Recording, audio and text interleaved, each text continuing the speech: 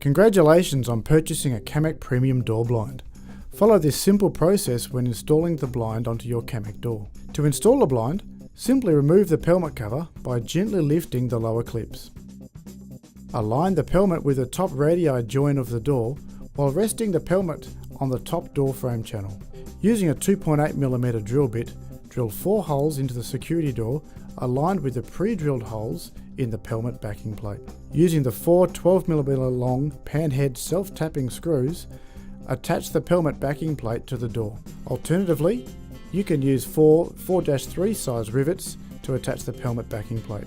Align the side rail extrusions onto the door channel. The top of the rail should be flush with the blind pelmet.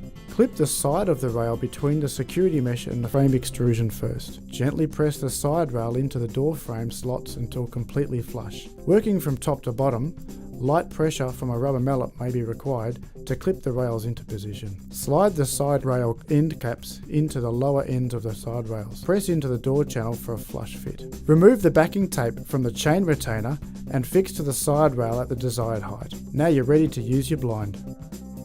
To find out more about installing Camec Premium Door Blind, visit camec.com.